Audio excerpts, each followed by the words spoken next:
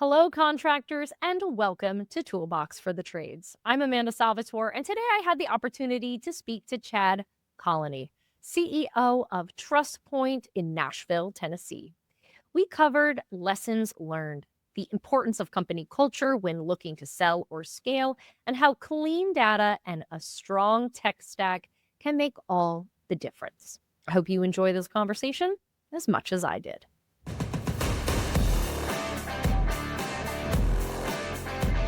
Ted Colony, you are the CEO of TrussPoint, located in Nashville, Tennessee. And today we are discussing how operational health, strong culture, and clean tech and data are the ultimate leverage points. Welcome to Toolbox for the Trades.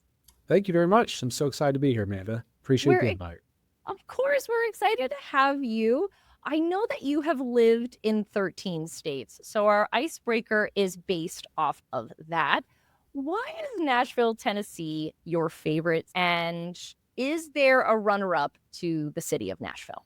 Oh, great question. I love Nashville just because it has so much to offer. It's a growing city. It's thriving. You have the whole Broadway scene where there's live music, which I think is fantastic. In addition to that, it's a great sports town. But what I also love about it is beyond the food, the restaurants, and that kind of scene is you can travel literally 30 minutes in any direction. You're in God's country. And a runner-up, everywhere I've lived has great qualities. I would have to say I'm going to go with Lexington, Kentucky. I raised my kids the majority of their lives there, and it's a fun town too. It's more of a town, less of a city, with everything from horse racing to bourbon to UK sports. So it's a nice place to visit as well. It sounds like both of those locations are fun for a ton of reasons, so I can They see why you certainly like are. both of them. They Yeah. certainly are. So before we get into the nitty-gritty, I would love to find out how you found yourself in roofing. Through a previous process, I'd met a company called Soundcore, and they are, in my eyes, a world-class private equity group. And we became good friends and stayed in contact. And out of the blue one day, they called me up and my friend Jeff there, and he asked me, he said, Chad, what do you think of tree care? And I was like, I don't. And so we talked about the thesis and I decided to pass. And it's still, I think, a great thesis. It just wasn't something I was passionate about or interested in. And a few weeks later, he called me back. He's like, what do you think about roofing? And I was like, I don't, but I think you do. So let's talk more about it. And he talked about the addressable TAM and the factor. And the more I learned, the more excited I was about it. And I've worked in a lot of different eclectic trades, and I thought it was very interesting. And here I am. I know when we previously spoke that you mentioned that there are three ways that you achieve growth: organic, greenfield, and acquisition. I'd love to hear a little bit about all three of those. You do want to buy companies, but at the same time, what do you do with them? And to create value, you really have to find a way to grow them. So you grow them organically. And then greenfield is simply expanding into new markets. So taking what you're doing right in your existing markets, identifying new markets, and then greenfielding them and growing the business that way. And then lastly is through acquisition, acquiring different companies and additionally bolting them onto your current business. So those are really our three primary growth factors. Well, let's talk about acquisition. Sure. I know that TrussPoint has an acquisition thesis. How does it differ from a standard roll-up or other platform companies? I would say we're very selective. And I think that's important because there are a lot of companies that are out there, they're just eager to buy. They're trying to get to a certain number and scale the business. But we believe a large part of the business needs to align with your investment thesis. And so we are very selective. And part of that selection is we're very focused on retail. We want to do retail roofing. We will do some commercial light, when I say multifamily. But then also, I think as important or even more important is culture. We really look at culture. We look at the ownership. Are they willing to roll over? How active are they in the business? Are they leading the business? And do they want to lead the business going forward? I know with acquisition, you're saying that you're really selective and that you might be hearing around 100 sims before saying yes. What is the moment in the process where you usually think to yourself, this is a pass for us? I would say if we have a leadership or a toxic culture, if you could just see that someone who doesn't really care about their employees or really just in it for the money or they're just trying to exit, it can leave the business and not maintain going forward. As I said, our thesis is more retail focused, and so less so insurance. While insurance, I think, plays a very viable role in the industry, we're more focused on retail. So if someone's 100% focused on insurance and it's a non-insurance market, probably a non-starter for us, but we still have the conversation. When you're looking for owners, are you looking for people who are just looking to turn over their business to you, or owners who are interested in staying with the company and participating? Typically staying with the company and participating. We're looking for people that simply want to take some money off the table, but they want to continue on with what they're doing, roll over equity and be a part of something bigger. So a lot of owners will get to a point in their lives where they've reached a threshold of growth where in order to take it to the next level, they really need systems and processes or some capital or something's prohibiting them from reaching their full potential.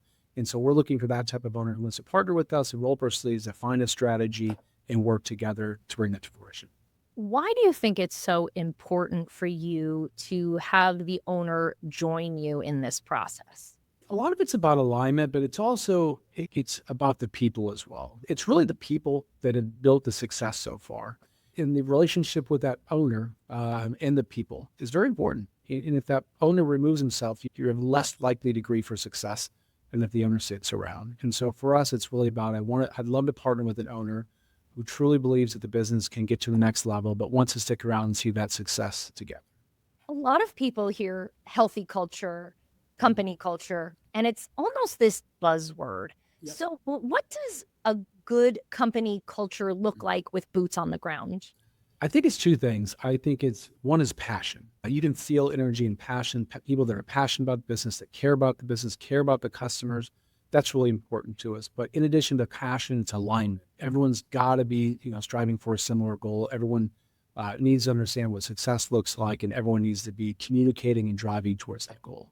If an owner is listening right now and they're saying, I feel like my company culture is not where it needs to be, what would you suggest to those who maybe feel like their company culture is out of alignment? One, a little introspection. Are you leading by example? Are you portraying the core values that you want the company to exhibit and lead by? And are you adhering to those? I'd start there. And then secondarily, I'd listen to employees. Are you ruling like a dictator and just telling people what to do?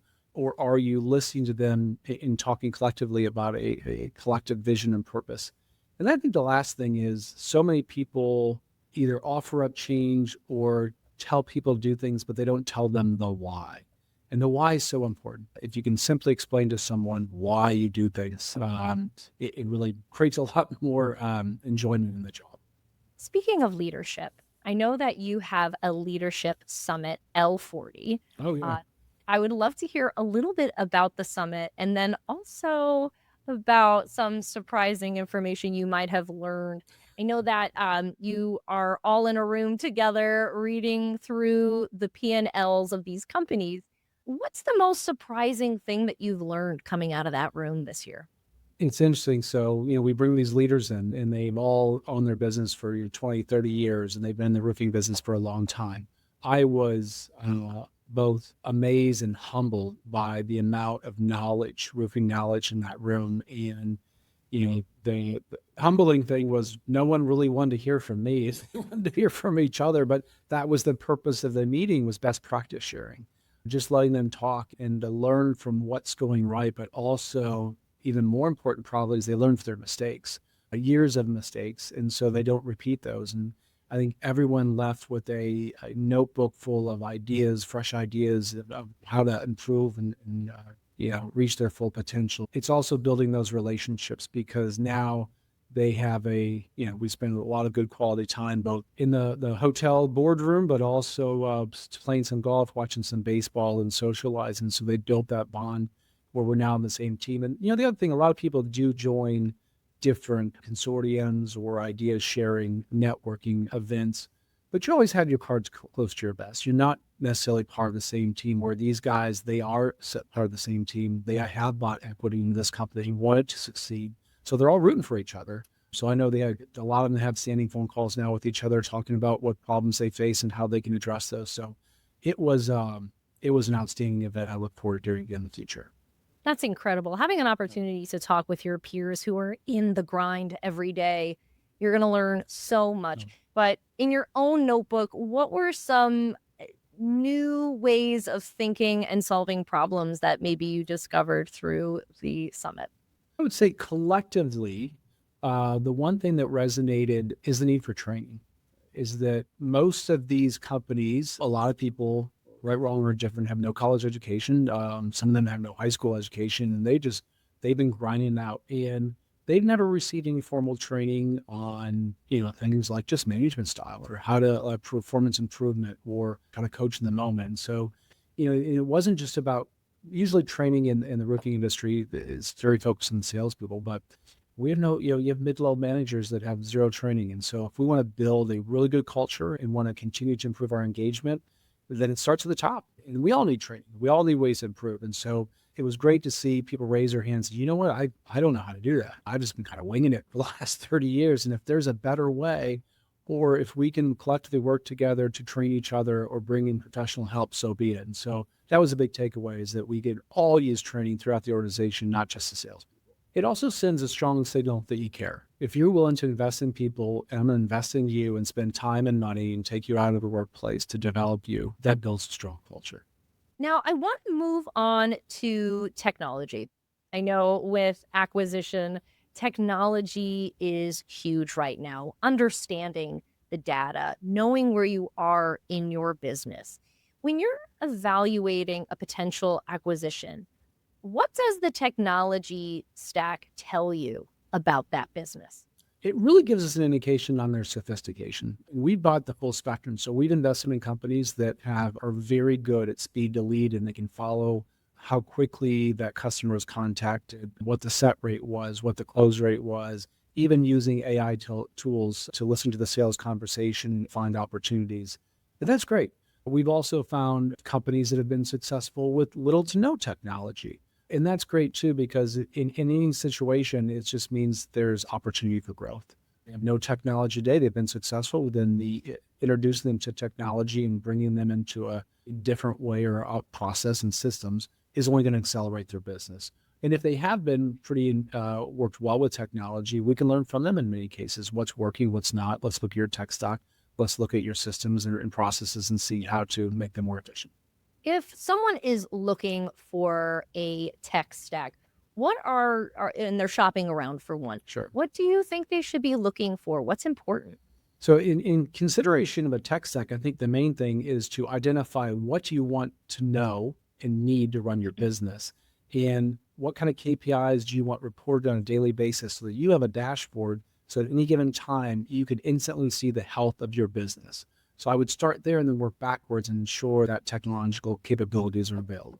When it comes to technology, there's so much coming down the pipeline. What is Yes. getting Mhm. you excited about all of this new tech entering into the industry? There's so much going on with AI, and we're seeing it in all areas of life. A fear is it's going to displace jobs. And quite frankly, that's the reason I think there's still a lot of accelerated interest in the trades, is because it would be difficult to use AI to get on a roof and actually perform the job. So if anything, we're a little bit insulated there. But at the same time, AI enables us to find things and work more efficiently. It is impacting us in all facets, whether it relates to accounting, whether it relates to how we engage our customers.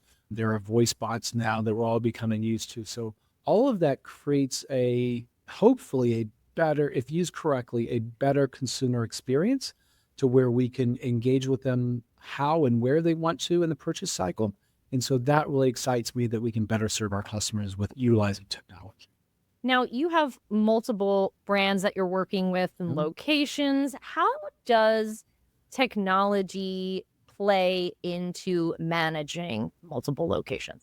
I think, well, one thing is we can share best practices. We utilize a lot of different softwares and practices, so we can share what we're doing in one location to hopefully make it easier for them to solve problems. But also, like, the world's changed. Like, I used to travel all the time, and I still do, but Zoom meetings and equipping people, connecting all of my teams on a call and just to look at each other and talk on a weekly basis or whatever the cadence may be, that certainly has helped, because it is difficult to manage remotely. But to be able to jump on a call and look someone in the face and have a conversation with them is so much more personal than just a phone call or while you're driving. So that's been great. And, I think the other thing is having the right technology stack to where we can teach them to look at their businesses, but also know that we're looking at the same numbers. And if we identify an opportunity, that we can immediately reach out and say, hey, we see an anomaly here. Is there something we can do to help? Or how can we jump in and fix this problem before it gets bigger? Speaking of multiple locations and brand management, how do you manage across 4 brands without losing what makes each one special? I think, and this goes back to the diligence process, is when we're working with the owners to truly identify what is that secret sauce? What is it that makes them special? What is their competitive advantage in the marketplace? And what is it that built that powerful brand? And to be cognizant of that and to ensure that whatever systems or processes we put in place, that we're still protecting and encouraging that competitive advantage of the given marketplace. So it really is unique by each of my different retail locations. They each kind of have their own special sauce, but they're also listening to the others in creating their own little mix of special sauce, if you will, and they're using the best of both worlds in order to become even more competitive. But we're very conscious and cognizant that there's a brand in the marketplace, and we want to, our true ambition is to make that brand realize their full potential and to do no harm, but help them accelerate their business. You talk about this special sauce between these 4 brands. I would love to know what you think is the commonality between all 4 of these brands that makes them work, that makes them so successful. 100%. They care about the customer. At the end of the day, they take care of their customers. And if you take care of your customers with a passion and stand behind that brand and do the right thing, you will have a sustainable business. And all of them, and going back to, where we would run from acquisition, if they didn't care about the customer and care about what they're doing, we would not want to invest in that brand. You said when we previously spoke that 99% of employees typically stay after an acquisition with you. What's that playbook for those first few days and weeks that makes that possible? Our number one goal, so we call it day one. Day one is when we announce the acquisition. Our number one goal is that we over communicate and we have a presence and talk to employees and to help them understand the why. Why is this happening? And the why is that we have established a partnership that we want to grow this business, accelerate this business, and help it realize its full potential in the given marketplace, which ultimately transcends to opportunities for the employees. But we intentionally spend a lot of time with just simple question Q&As about making sure that employee feels safe and protected and understand what the future looks like, because it's scary that you've been with the company maybe 20 years and a single owner, and all of a sudden they hear this private equity, and there's good PE firms out there and there's bad ones. Let's be honest, that there's good roofing companies, there's bad companies. So we want them to know that they're aligned with the right ones. And the most important thing we do is we follow through with whatever we say we're going to do in day one. We treat the employees with respect and we're honest with them. And honestly, we want what's best for them, and we want to create an environment where they can grow. And being part of a large organization creates growth for them. And a lot of times when they're with a smaller company, the owner is the president, he's the CEO, and there's not a lot of room for upward mobility. When you're part of a large organization, it does provide stability, but also provides upward mobility. And then it also enables us to provide things, better benefits, perhaps better healthcare benefits, 401ks, all great things that all of us should have. You mentioned that you do this Q&A. What are the questions that come up every single time? The number one is usually what about me? What's going to happen? And it's true. If you think about it, it's you want to know what's going to happen to you and your family. And it's does my pay change? Is my compensation going to change? Do my hours change? Is my vacation, my tenure? Do I still get to drive the truck home? Things like that. It's just getting them comfortable. And, even when they hear it once, they're going to go home, they'll talk to their spouse, they'll come back with more questions. So we're very intentional about staying around for several days, staying in touch with the management, having them continually talk to their employees and vetting questions to ensure that no one leaves for the wrong reason. People will leave companies and that's okay. But as long as they're fully informed and understand what the future is and what the current situation is, we've been blessed by over communicating and ensuring that no one's leaving for the wrong reasons. And we have a pretty good track record thus far. For anyone who's listening who may be going through this type of transition and they're in a leadership position, what would be your advice? I would say tell the truth. Lay out the expectations of what the future looks like, and whatever you promise, make sure you follow through 100%, because in those early days, you're building trust, and trust is so important for culture, and trust is so important for engagement. You have one shot. I would love to know what you think the roofing PE market is going to look like across the industry in the next few years in terms of acquisition. I do think it'll follow the similar trajectory that we saw in the HVAC industry. I think you will see additional platform teams emerge, and I think you will see continued acquisitions, which is great. And I think everyone goes, "Oh, that's going to be crazy. It's going to consolidate." Like, I think we have to remember this is a $50 billion TAM, and you have 100,000 roofers in the United States, which is a staggering number. It's rare that I know a lot of different CEOs from a lot of different roofing companies, and we're all friends. It's rare that we're really competing against each other because no one has a significant market share in any given market yet. That day will come. So I do see continued consolidations, but even I think HVAC, they've been actively consolidating for over 10, 15 years. And I still think it's well less than 50% was consolidated. I think it's around 30 or 40. So we have a long ways to go. But I do see continued acquisitions and consolidation. Before we go, I would love to know if a roofing owner is listening to this and thinking about selling or scaling. What's one or two high impact operational moves that they should consider doing in the next 3 months? One thing I think is really critical. Well, two things I would say. One, from an operational standpoint, is org chart. So many times people wear many hats, and that's okay. But really identifying who does what, and if you're going to scale an organization, how do you elevate and delegate it? What does that look like going forward? Who's really doing what? And too many times the CEO does everything, and that's part of the scaling process. And so for them to truly scale, they need to elevate themselves and delegate some of their responsibilities. And I think if they're really thinking about selling, I asked this question during the diligence process, and a lot of people haven't thought it through. It's like, what do you want next? Like, do you want to maintain a role in the business going forward? Are you looking for a quick exit? Do you want to stick around for 3 years, 4 years until the next turn? Do you want to, if it's not a full leadership role, is there an area within the business you're super passionate about? Most CEOs will tell me, I love to sell or I love operations. Most of them don't say, I love HR and I love payroll and I love accounting. Like, sign me up. Like, they want to wipe their hands. They want to run away from that.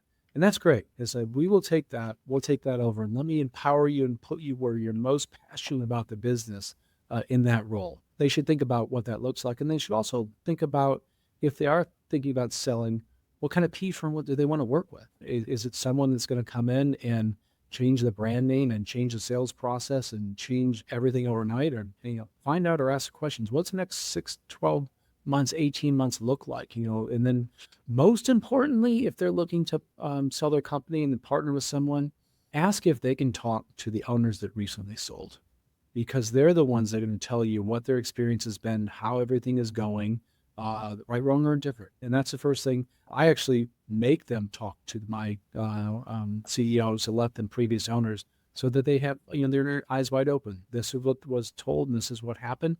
Here's my experience. Some of it was great. This was a surprise to me. I love to facilitate those conversations so they can see exactly what the future holds. This is all great advice, especially asking yourself, is this a PE firm that I want to work with? I Yes, think very 100%. often it's like, oh, I hope I get chosen. And in Right, reality, you have to ask yourself, this is a two-way street. Is this who I 100%. want to work with? So I think Yes. that's incredible advice. Chad, I want to thank you once again for taking the time to coming on Toolbox for the Trades. It was a great conversation. Absolute pleasure. Thank you so much for inviting me. It's been wonderful.